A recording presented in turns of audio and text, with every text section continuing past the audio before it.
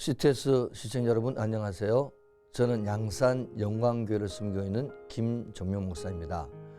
오늘 이 시간에는 석회벽에 쓰인 글씨라는 말씀으로 함께 은혜를 나누고자 합니다.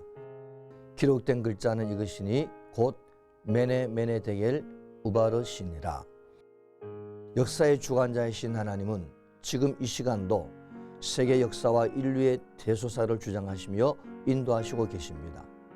이사야 41장 4절에 이 일을 누가 행하였느냐, 누가 이루었느냐, 누가 처음부터 만대를 불러내었느냐, 나 여호와라, 처음에도 나요, 나중 있을 자에게도 내가 곧 그니라고 말씀하셨습니다. 사람들이 아무리 하나님이 없다, 하나님이 죽었다라고 하여도 하나님이 여전히 살아계십니다.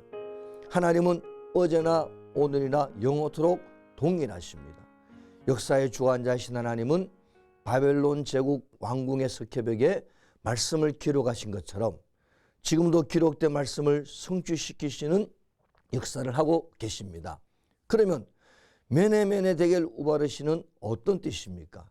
그 뜻은 다니엘 5장 26절로 28절을 보면 하나님께서 벨사살 왕을 저울에 달아보니 부족했고 그래서 벨사살 왕을 패하시고 나라를 둘로 나뉘게 하겠다고 하셨습니다.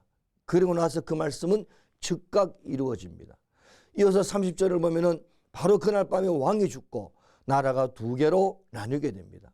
이 말씀은 하나님께서 바벨론 왕궁의 화려함과 웅장함을 벨사살 왕의 권력과 통치가 끝났음을 선포하신 것입니다.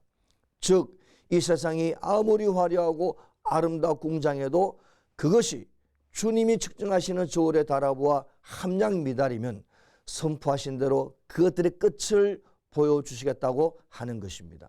그런데 우리는 여기에서 석회벽의 말씀을 기록하신 때가 어떤 때였는가를 알아야 합니다.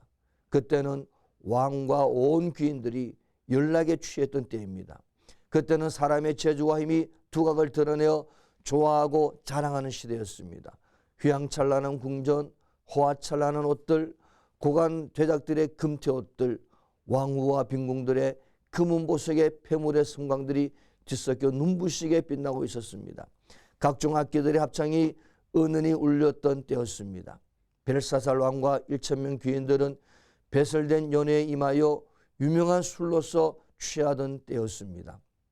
마치 누가복음 17장 27절로 28절의 말씀을 연상케 하는 그때였습니다.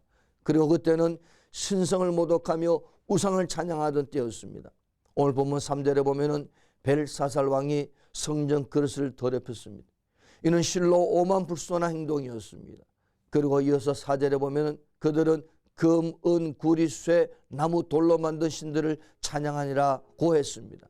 그들은 열국의 도모를 폐하기도 하시며 세우기도 하시는 살아계신 하나님의 성전에 쓰는 거룩한 그릇으로 술을 마시고 가치없는 우상들을 찬양했습니다. 이것은 거룩한 자를 만우리 여기는 어리석은 행위였습니다. 그때 바로 그곳에서 갑자기 사람의 손가락에 나타났습니다. 그들이 하나님을 모독하고 있을 때 하나님은 역사의 심판을 구하는 계시의 글을 화려한 왕궁의 석회벽에 글씨를 쓰셨던 것입니다.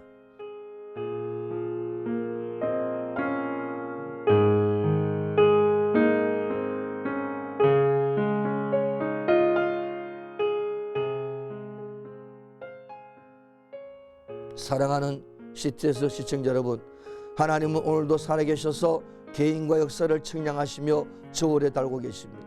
하나님의 공평한 저울에는 제왕도 영웅허걸도 열사도 미인 지혜자도 부자도 차별이 없습니다.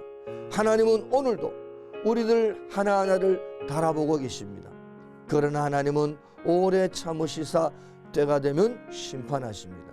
그러나 우리가 분명히 알아야 될 것은 오늘날 이 시대도 하나님의 저울에 달려주고 있으며 하나님의 말씀은 성취되고 있다는 것입니다.